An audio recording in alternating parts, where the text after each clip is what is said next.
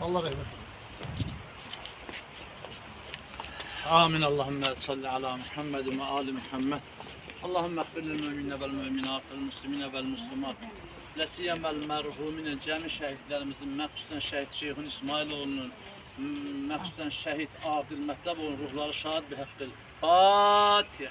11 noyabr 2025-ci il Bərdə rayon Şəhidlər Xiyabanında 44 günlük vətən müharibəsi zamanı şəhadətə yüksəlmiş iki şəhidimizin anım günü qeyd olundu.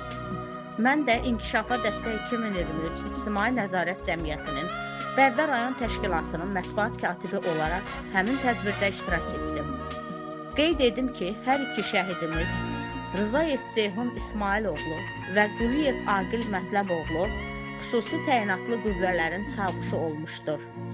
Allah cəm şəhidlərimizə rəhmət eləsin. Məkanları cənnət, məqamları uca, ruhları şad olsun.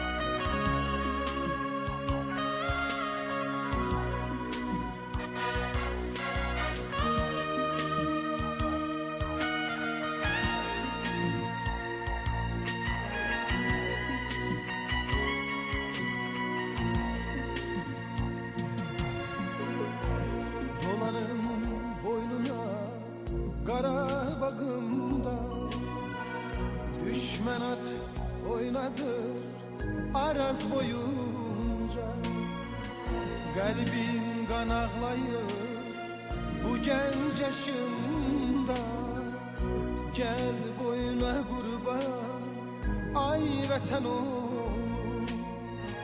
Qəlbim qan ağlayır bu gənc yaşımda. Gel boyuna kurban ay vətən oğlum. Şuşa yaylağını siz duman aldı. Kar bülbülünün gözleri doldu. Topxana meşesi saçını yordu. Gel boyuna kurban ay vətən oğlum. Şuşa yaylağını siz duman aldı. Kar bülbülünün gözleri doldu.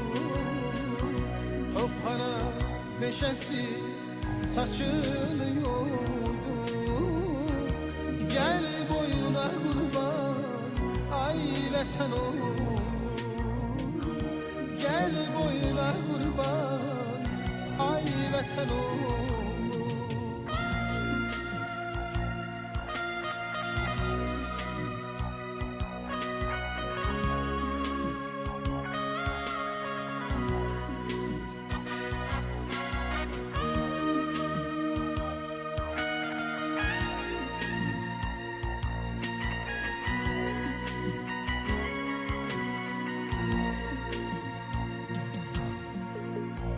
Dövran başımıza neler dilir. Gel boyuna kurban ay vətən oğlum. Göycəm Zəngəzur elden gedidir. Gel boyuna kurban ay vətən oğlum. Göycəm Zəngəzur elden gedidir. Gel boyuna kurban ay vətən oğlum. Şuşa yaylağını siz duman aldı. Kar bülbülünün gözleri doldu. Topxana meşesi saçını yordu.